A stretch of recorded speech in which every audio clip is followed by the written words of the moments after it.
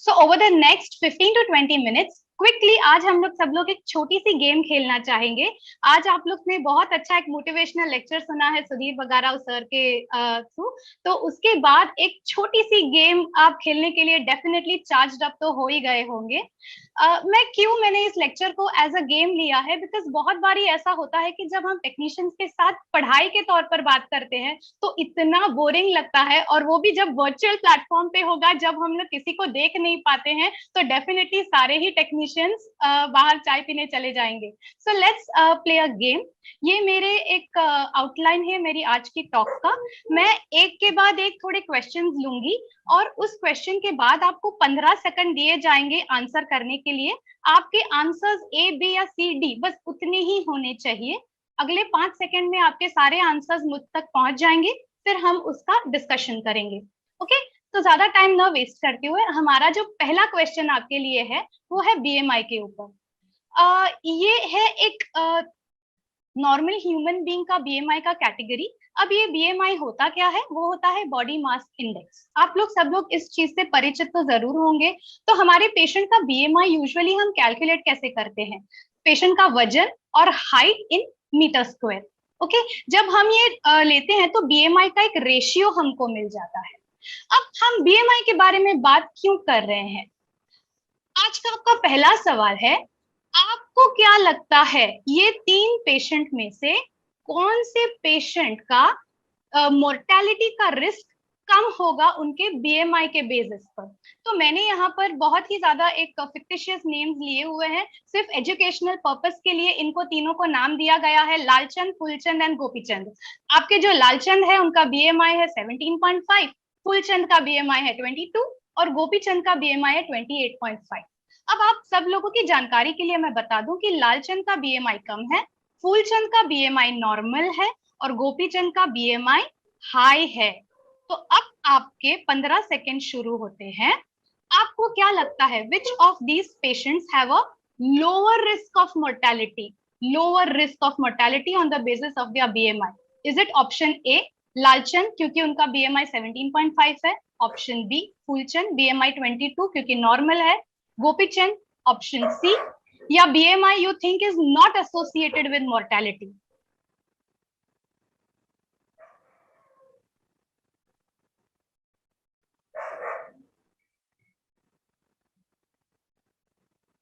I'm sorry, there was a small technical hit and I'm waiting for the answers on the chat box.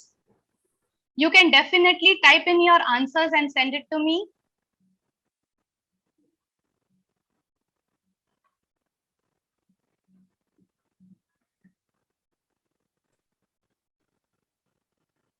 Rachna, you'll have to specify whether you're talking of dialysis patients. Yes sir. So ये आज के हमारे talk में हम लोग जो भी बातें कर रहे हैं वो केवल और केवल हमारे डायलिसिस के पेशेंट के लिए है। आगे के क्वेश्चंस में जरूर आपको बता दूंगी अगर कोई पेशेंट डायबिटिक है और क्वेश्चन हमारा डायबिटीज से रिलेटेड भी है तो। And now your time stops here. So अगर मैं देखती हूँ कि मैं अगर आपकी साइड होती, भरत शाह सर ने बहुत अच्छे से मुझे ये बताया कि अगर कोई डाइटिशियन होती आपकी जगह पर तो वो जरूर सोचती कि BMI high, BMI very bad, तो वो ही at higher risk of mortality होता है। लेकिन यहाँ पर जब हम देखते हैं डायलिसिस पेशेंट्स में तो हमारा सिनेरियो जो है वो चेंज हो जाता है। डायलिसिस पेशेंट्स में आप अगर कोई पेशेंट होता है जिसका बीएमआई जो है वो बहुत कम होता है तो वो बहुत ज्यादा रिस्क पर होते हैं मोर्टेलिटी से as compared to the patients on with a higher BMI. तो आज का ये जो भी मैं आपको एक्सप्लेनेशन देने वाली हूँ ये आया है केडॉक की गाइडलाइंस के थ्रू, जो कि अभी ही रिसेंटली 2020 में अपडेट की गई है। तो यहाँ पर बताया गया है कि सीकेडी स्टेज 5D के पेशेंट्स जो मेंटेनेंस हीमोडायलिसिस पे होते हैं उनमें जो ओवरवेट पेशेंट होते हैं, okay, so they can be used as a predictor of lower mortality. So in the sense is उनका mortality status low हो जाता है. So this is basically called as a you can say a reverse scenario, right? So this is a very good important take home message. आपको जब BMI calculate करना है तो post dialysis weight use करना है या ड्राई वेट पेशेंट का use करना है, आपको प्री डायलिसिस वेट नहीं लेना है। अब न्यूट्रिशन का टॉक है तो डेफिनेटली हमारा एक क्वेश्चन एल्ब्यूमिन के ऊपर होना चाहिए। सो अगेन सेम आपके 3 पेशेंट्स है, लालचंद, फूलचंद एंड गोपीचंद। अब ये जो लालचंद पेशेंट है इनका एल्ब्यूमिन जो है वो 3 है, फुलचंद पेशेंट का एल्ब्यूमिन 3.3 है और गोपीचंद पेशेंट का एल्ब्यूमिन 3.4 है। ये सारे ही पेशेंट हफ्ते में 3 बार डायलिसिस ले रहे हैं। अब आपको कौन लगते हैं यहाँ पर, इन 3 में से कौन है at a higher risk of mortality? Please बहुत अच्छे से इनका एल्ब्यूमिन देखिएगा and your time starts now.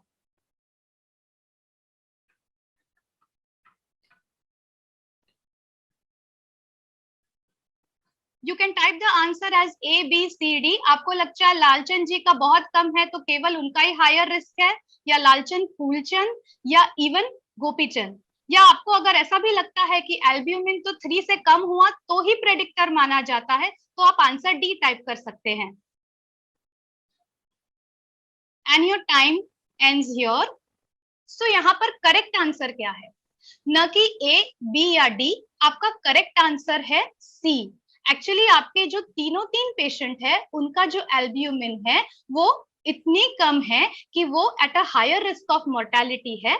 हमने अगेन के-डॉक की गाइडलाइन से हमने देयर आर सजेशंस दैट अगर किसी भी पेशेंट का एल्ब्यूमिन जो है, सबसे पहले तो it should be more than 3.8, और अगर उनका एल्ब्यूमिन जो है इवन 1 ग्राम से डिक्रीज हो जाता है तो चाहे अगर आपका पेशेंट हीमोडायलिसिस पर है तो उनकी मोर्टेलिटी जो है वो 47% तक बढ़ सकती है, और अगर आपका पेशेंट जो पेरिटोनियल डायलिसिस पर है उनकी मोर्टेलिटी जो है वो 38% तक बढ़ सकती है। अब इसके रिलेटेड जुड़ा हुआ एक छोटा सा इंपॉर्टेंट मैं आपको बताना चाहूंगी कि सबसे पहले तो it should be obtain pre dialysis, and the gold standard for measuring albumin basically is very very important, it is bromocresol green method. तो अगर आप कभी भी कोई भी न्यूट्रिशन रिलेटेड रिसर्चेस करते हैं तो बहुत ज्यादा इंपॉर्टेंट है कि आपका एल्ब्यूमिन जो है वो आपके डायलिसिस पेशेंट का जो ये भी हमको के-डॉक की गाइडलाइन से अभी बताया गया है कि वो ब्रोमोक्रेसोल ग्रीन मेथड से होना चाहिए। अगर यहाँ पर आप जैसे देखेंगे आपकी स्क्रीन पर कि यहाँ पर ये पेशेंट का एल्ब्यूमिन बताया ही नहीं गया है कि कौन से मेथड से जांचा हुआ है, तो ऐसे पेशेंट का हम लोग अगर रिसर्च पर्पसेस में लेते हैं तो हमारे जो एल्ब्यूमिन के वैल्यूज है वो डाइल्यूट हो सकते हैं।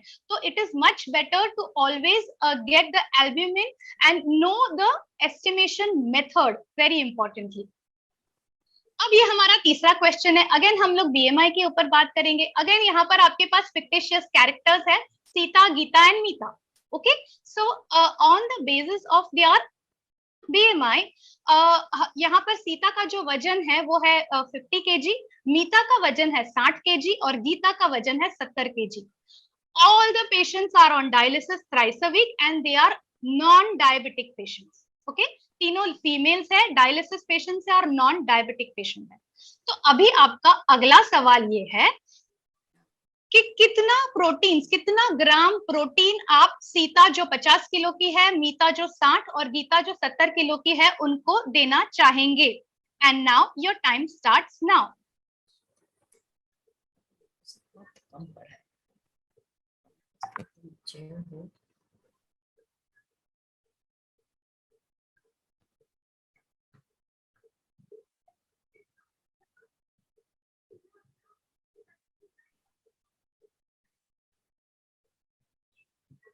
Okay, so this is a very easy give away.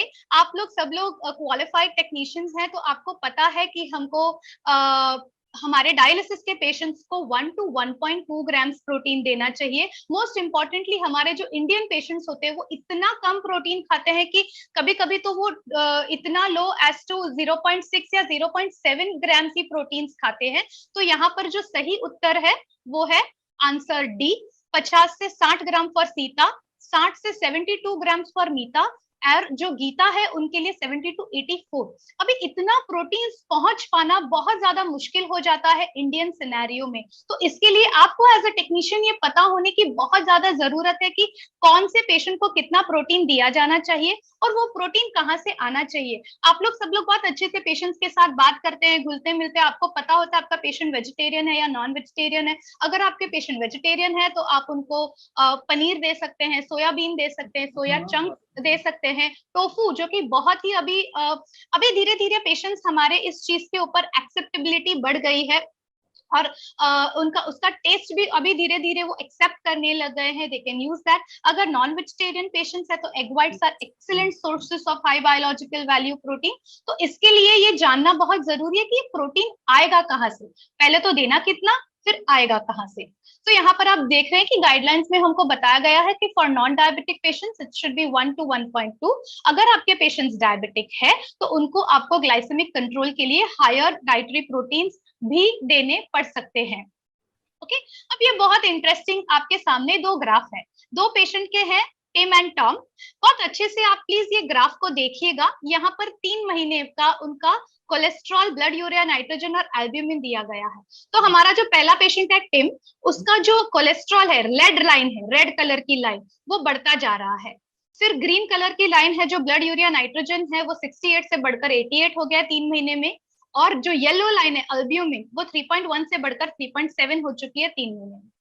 दूसरा पेशेंट जो है टॉम, इसका कोलेस्ट्रॉल 211 से 100 हो चुका है, उसका ब्लड यूरिया नाइट्रोजन 76 से 32 और एल्ब्यूमिन 3.2 से 3 आ चुका है। तो आपको क्या लगता है कौन सा पेशेंट का न्यूट्रिशनल स्टेटस बेटर है? आपको तीनों तीन प्रोफाइल आपके सामने दिख रही है, कौन से पेशेंट का न्यूट्रिशन प्रोफाइल बेटर है और क्यों?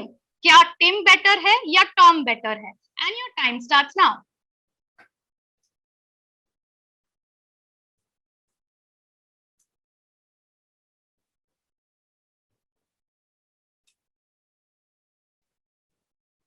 Is it that Navneet has got a strong Wi-Fi? I am getting answers only from Navneet.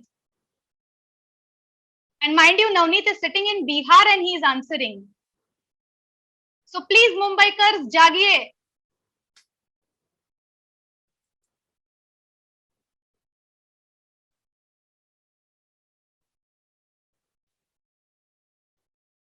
Anish Sheikh and Navneet.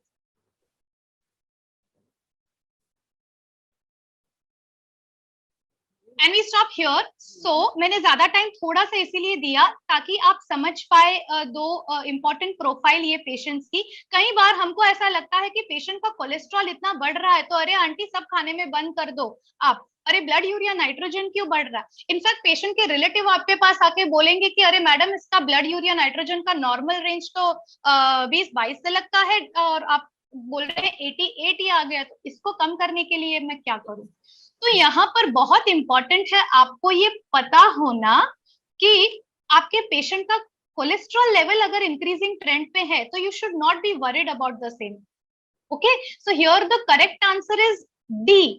अगर पेशेंट का ब्लड यूरिया नाइट्रोजन अगर वो ज्यादा अगर बढ़ रहा है और अगर एल्ब्यूमिन बढ़ रहा है तो पेशेंट बेटर है। So here my question was which patient does not have a better nutritional status. I am sorry if I misspelled the question before. आपको यहाँ पर दिख रहा है question is which patient does not have a better nutritional status. So definitely it is Tom who doesn't have a better nutritional status, जो आपकी right side पे graph दिख रहा है, क्योंकि उनका एल्ब्यूमिन भी घट रहा है, उनका ब्लड यूरिया नाइट्रोजन भी घट रहा है, साथ साथ में कोलेस्ट्रॉल भी घट रहा है। यहाँ पर मेरा कहने का मतलब ये बिल्कुल भी नहीं है कि पेशेंट का कोलेस्ट्रॉल बढ़ना चाहिए, ये मैं बिल्कुल नहीं कहना चाहती हूँ। मेरा कहने का उद्देश्य सिर्फ इतना ही है कि ब्लड यूरिया नाइट्रोजन अगर बढ़ रहा है, साथ साथ में एल्ब्यूमिन बढ़ रहा है, तो आपका पेशेंट अच्छे से खा पा रहा है। So this is the discussion as I said. और यहाँ पर एक बहुत बड़ा टेक होम मैसेज जो है कि डू नॉट कॉम्प्रोमाइज। जैसे मैंने बताया कि लोगों को डर जाते हैं टेक्नीशियंस की, इतना ज्यादा कोलेस्ट्रॉल आ गया है तो आपको कैलोरी रिस्ट्रिक्ट करना चाहिए। लेकिन जब हम कोलेस्ट्रॉल रिस्ट्रिक्ट करते हैं, कैलोरीज रिस्ट्रिक्ट करते हैं, तो हमको बहुत इंपॉर्टेंट एक हो जाता है कि साथ साथ में प्रोटीन रिस्ट्रिक्शन नहीं होना चाहिए। ये पेशेंट्स को आपको जो नहीं देना है वो सैचुरेटेड फैटी एसिड्स है, यहाँ पर इनको अनसैचुरेटेड फैटी एसिड्स देने हैं। डालडा है, अगर मैदे से बनी हुई, मार्गरीन से बनी हुई चीजें ज्यादा ले रहे हैं या रेड मीट ज्यादा ले रहे हैं तो वो नहीं लेनी चाहिए। अनदर इंटरेस्टिंग ग्राफ आप देख रहे हैं दो पेशेंट्स के बारे में। ये है हमारा पेशेंट कितना कैलोरीज, प्रोटीन्स, कैल्शियम और फास्फोरस ले रहा है। Now I'll put the question correctly. So dietary intake of which patient signifies a better nutritional status and why? यहाँ पर हमारे पास दो पेशेंट है, सोहन लाल और Mohan Lal.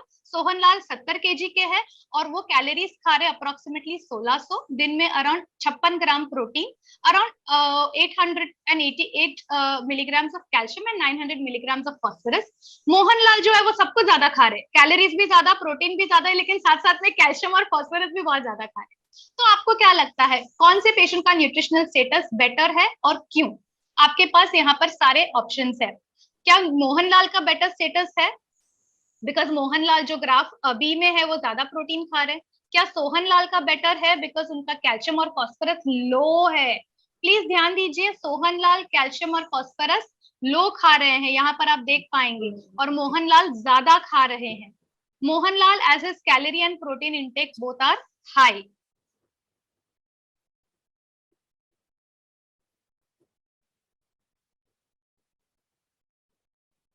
There is a new entrance, Vishal Deep. Buck up, Mumbaikars. Okay, your time stops here. And here your answer is C.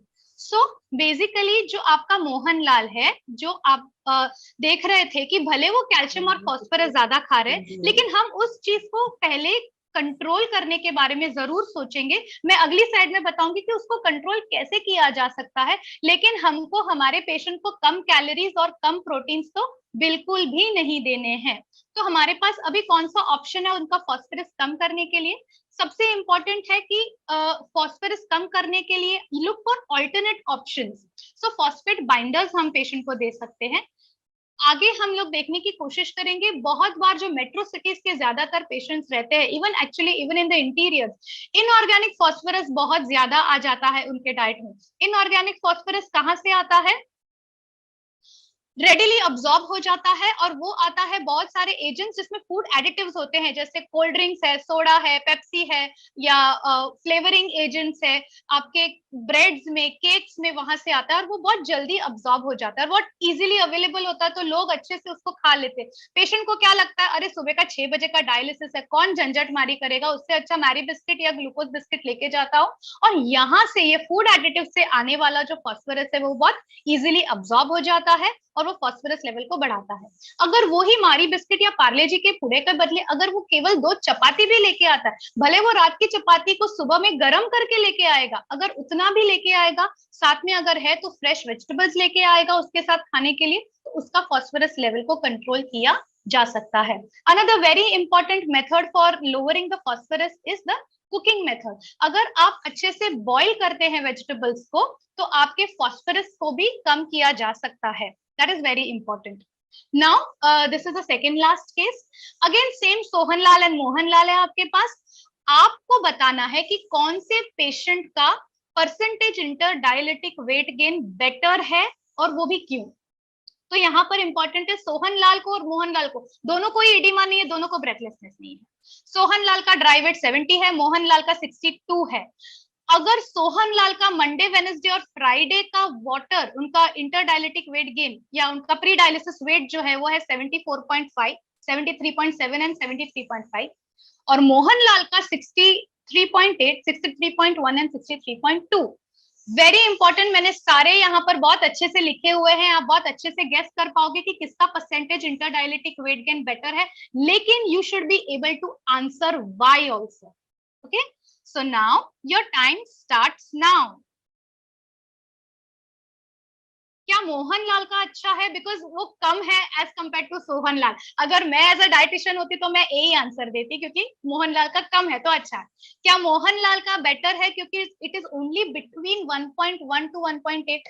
क्या both the patients का okay क्योंकि दोनों को एडिमा भी नहीं है और दोनों को ब्रेथलेसनेस भी नहीं है?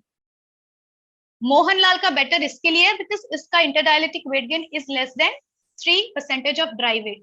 Very easy giveaway. I can get answers only from Navneet Kumar.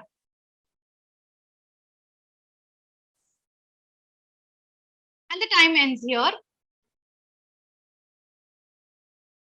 So the correct answer is D. Yes, Why? We will see this with the help of a graph. ये एक बहुत इंपॉर्टेंट स्टडी से हमको पता चला है जिसका नाम है डॉप स्टडी। अगर हमारे पेशेंट्स का जो डायलिसिस पर होते हैं, भले उनको इडिमा भी ना हो, ब्रेथलेसनेस भी ना हो, लेकिन अगर उनका इंटरडायलिटिक वेट गेन जो है वो बढ़ता जाता है 4, 5, 6, 7, कभी कभी हम लोग देखते हैं even 8 to 10% of interdialytic weight gain बढ़ जाता है, and that too most importantly during the lockdown हमने ये देखा हुआ है। तो जैसे ही फ्लूइड बर्डन बढ़ेगा, पेशेंट की overall mortality including the cardiac risk भी उनका बढ़ जाता है। तो इसके लिए पेशेंट्स को हमने सिखाना चाहिए, आपने एजुकेट करना चाहिए कि उनका इंटरडायलिटिक वेट गेन जो है वो बिटवीन अराउंड 3 to 5% रखेंगे तो उनका आगे मोर्टेलिटी रिस्क नहीं बढ़े। वेरी इंपॉर्टेंट मिथ जो है वो मैं आपको आज यहाँ पर बताना चाहती हूँ कि पेशेंट्स बोलते हैं कि अरे मैं तो रोटी बनाने के लिए पानी यूज करती हूँ तो उसको भी तो काउंट करूँ ना, तो रोटी बनाने के लिए क्या, दाल के लिए, चावल के लिए, सब्जी के लिए, तो कितना पानी मैं तो काउंट करूंगी। तो आपको ये उनको समझाना है कि आप जो पानी अगर कोई चीज लिक्विड बनाने के लिए यूज करते हैं, जैसे अगर आप सूप बनाने के लिए यूज करते हैं तो वो काउंट होना चाहिए। और मोस्ट इंपॉर्टेंट बात तो सूप लेना ही नहीं है। तो इसीलिए बहुत इंपॉर्टेंट है कि अगर आपने रोटी बनाने के लिए वो पानी लिया है तो आपको उस चीज को काउंट करने की जरूरत नहीं है आपके डेली फ्लूइड इनटेक में, वो इनसेंसिबल आपका वाटर है। बट मोस्ट इंपॉर्टेंट जो है वो आपको जो भी तरल पदार्थ यूज करते हैं, जैसे अगर कड़ी बनाई है तो उसका डेफिनेटली वाटर आपको इनटेक में काउंट करना ही चाहिए। पेशेंट को बहुत इंपॉर्टेंट टेक होम मैसेज है कि आपके पेशेंट्स के पास एक मेजरिंग सिलेंडर होना चाहिए, मेजरिंग बॉटल होना चाहिए, जिससे वो माप के पानी पिए। अगर पर्सनल जजमेंट से पिएंगे तो डेफिनेटली 4.5 kg वेट गेन पे आएंगे। हिडन सोर्सेस ऑफ सॉल्ट बहुत इंपॉर्टेंट है। हिडन सोर्सेस जैसे ब्रेड से, जैम से, पिकल से, बिस्किट से आते हैं, पास्ता, नूडल्स, बर्गर से आते हैं। Okay, my last question is which patient has a better dietary habits with relation to salt? Okay, तो यहाँ पर अब पेशेंट का खाना तो पेशेंट की वाइफ ही हमेशा बनाती है, राइट? सो आपका जो सोहन लाल पेशेंट है उसकी वाइफ उनको सॉल्टलेस खाना देती है दोनों टाइम, ना वेजिटेबल में ना दाल में सॉल्ट डालती है, लेकिन वो मॉर्निंग में उनको ब्रेड देती है। बी आपका जो पेशेंट है मोहन लाल, उनकी वाइफ आपका सॉल्ट हल्का सा तो डालती है वेजिटेबल और दाल में, लेकिन मॉर्निंग में उनको सॉल्ट फ्री चपाती और एग व्हाइट सॉल्ट फ्री देती है। अब सीता और गीता भी आ गए साथ में। तो सीता को ऐसा लगता है कि लो सोडियम सॉल्ट जो है वो बहुत अच्छा है, उन्होंने बहुत अच्छे आर्टिकल्स पढ़े हुए हैं मैगजीन्स में, तो वो सीता वो सॉल्ट खाती है। और जैसे अभी आपको थोड़ी देर पहले मैडम अग्रवाल ने बताया था कि नॉर्थ में बहुत सारे लोग सेंधव नमक खाते हैं, तो गीता जो है वो सेंधव नमक खाती है। तो आपको क्या लगता है कौन सा नमक जो है वो ये पेशेंट्स ने खाना चाहिए? And your time starts now. Rachana, you conclude fast because we are running short. So या the correct answer is B. उनको आपको वेजिटेबल और दाल में जरूर डाल सकते हैं, लेकिन चपाती और एग में बिल्कुल न डालें आप। और लो सोडियम सॉल्ट्स उनको बिल्कुल नहीं लेने चाहिए। कुछ लिमिटेशंस होती है डायलिसिस की, वो पोटेशियम नहीं निकाल पाता है अच्छे से, तो अगर पोटेशियम ओवरबर्डन हो जाएगा तो आपके पेशेंट जो है हाइपरकैलेमिया से कार्डियक डेथ में जा सकते हैं। हर एक पेशेंट को लो पोटेशियम डाइट देने की जरूरत नहीं होती है, लेकिन फूड एडिटिव से आता हुआ पोटेशियम को बिल्कुल ध्यान देना चाहिए। Thank you.